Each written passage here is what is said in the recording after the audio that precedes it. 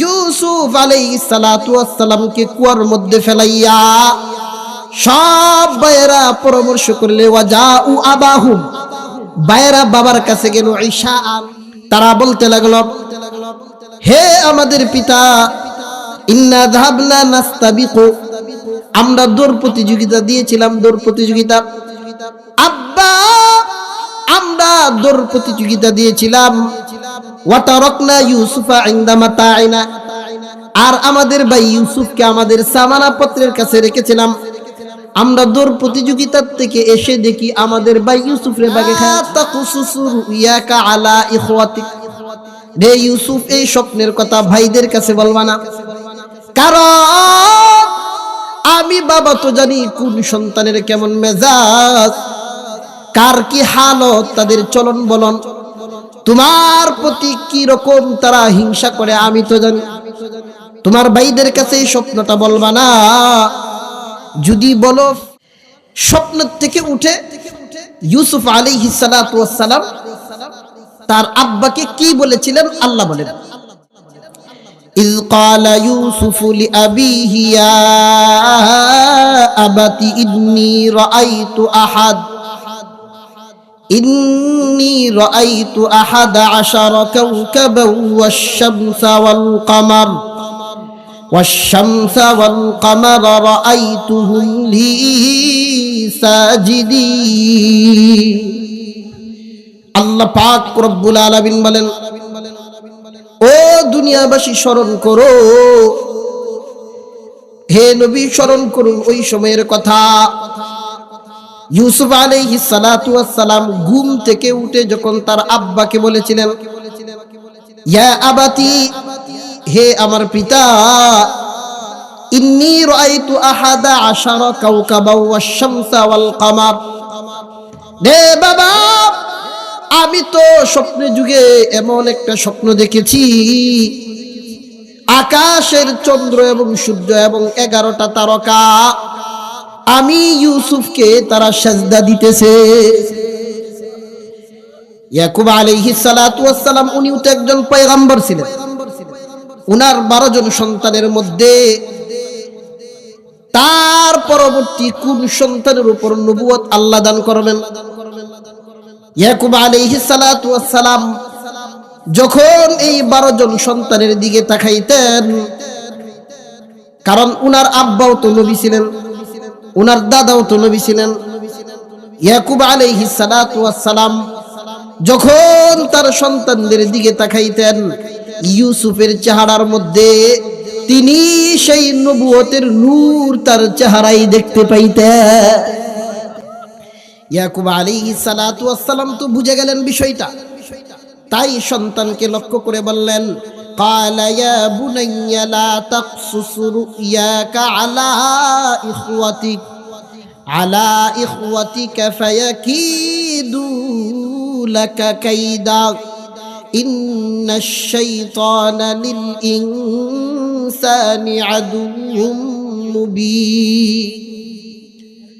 ইয়াকুব আলাইহিস সালাতু ওয়াস সালাম বললেন, ইয়া বুনাইয়া, হে বৎস, হে আমার আদরের সন্তান, লা তাকুসুস রুয়াকা আলা ইখওয়াতিক, রে ইউসুফ এই স্বপ্নের কথা ভাইদের কাছে বলবা না, কারণ আমি বাবা তো জানি কোন সন্তানের কেমন মেজাজ, কার কি হালত, তাদের চলন বলন, তোমার প্রতি কি রকম তারা হিংসা করে আমি তো জানি। তোমার ভাইদের কাছে এই স্বপ্নটা বলবা না। যদি বলো ফাকিদু লাকা কাইদা, তাহলে তারা তোমার ব্যাপারে বড় ষড়যন্ত্র করবে। আমরা আলোচনায় শুনেছিলাম কি ষড়যন্ত্র করেছিল, লম্বা আলোচনার সংক্ষিপ্ত হইল। এই স্বপ্নটা কোনোভাবে বায়েরা জানলেন, জানার পর বাবার কাছ থেকে ফুসলাইয়া নিয়ে গেলেন কূপের মধ্যে ফেলে দেওয়ার জন্য।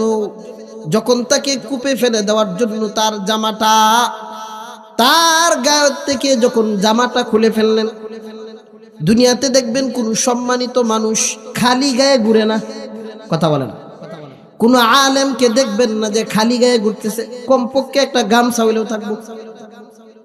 কারণ কোন সম্মানিত মানুষ খালি গায়ে থাকে না। তাহলে ইউসুফ আলাইহিস সালাতু ওয়াস সালাম উনি তো পরবর্তীতে নবী হইবেন, উনি কি সম্মানিত কম না বেশি?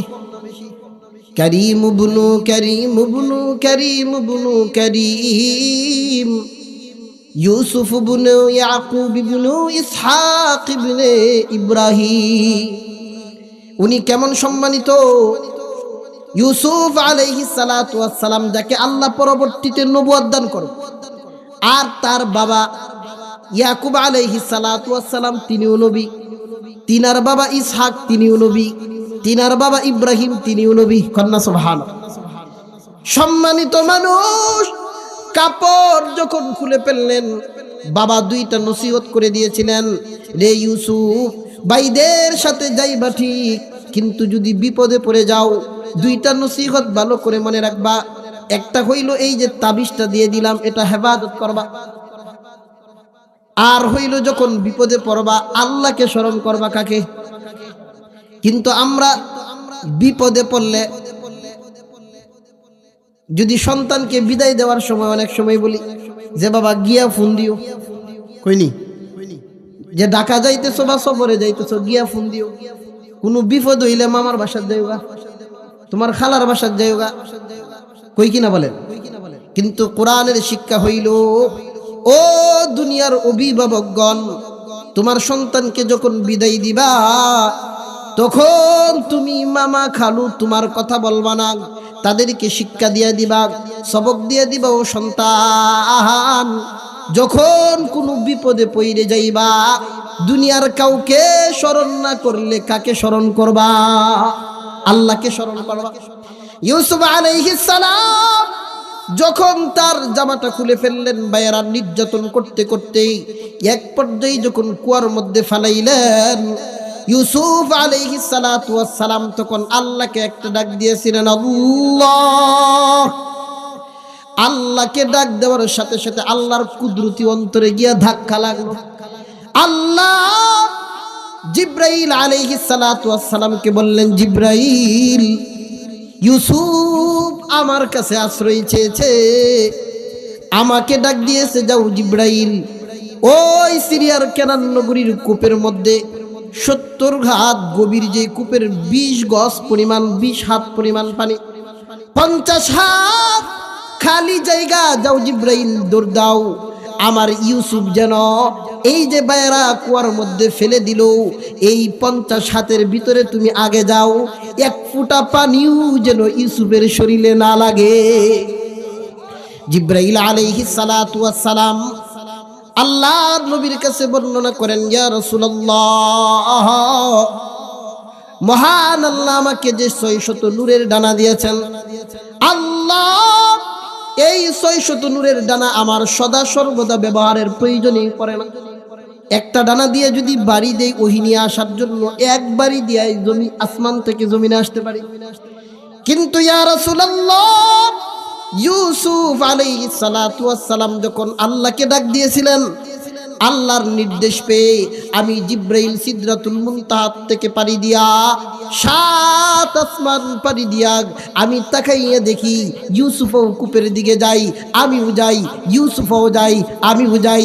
আমি আমার একটার দুইটা নয়, 100 আর 200 নয়, 300 আর 500 নয়, 600 নূরের ডানা একসাথে ছেড়ে দিয়া এই ইউসুফ আলাইহিস সালাতু ওয়াস সালামকে হেফাজতের জন্য পানিতে যাওয়ার আগেই 50 হাত গভীরে আমি জিব্রাইল ইউসুফকে পানিতে পৌঁছার আগেই ধরে ফেললাম। ইউসুফ আলাইহিস সালাতু ওয়াস সালামকে ধরে ফেললেন। আমরা অতীতের আলোচনায় এই পর্যন্ত আসছিলাম, মনে আছে না সবার? ইউসুফ আলাইহিস সালাতু ওয়াস সালামকে যখন ধরে ফেললেন, মুফাসসিরিনে কেরাম বলেন এক বর্ণনায় 3 দিন আর এক বর্ণনায় 7 দিন ইউসুফ আলাইহিস সালাতু ওয়াস সালাম কূপের মধ্যে ছিলেন। জিব্রাইল আলাইহিস সালাম যখন ইউসুফকে ধরে ফেললেন, এখন তো বাইরা বাবার কাছে যাইব এবং গুল মিটিং করতেছে যে আব্বার কাছে যে যাইম, আব্বার আগে তো একটা বুঝ দেওয়ার লাগবো। আল্লাহ পাক রব্বুল আলামিন তারা কোন সময় গিয়েছিল, আল্লাহ এই জিনিসটাই বলেন, ওয়াজাউ আবাহুম ইশাআন ইয়াবকু।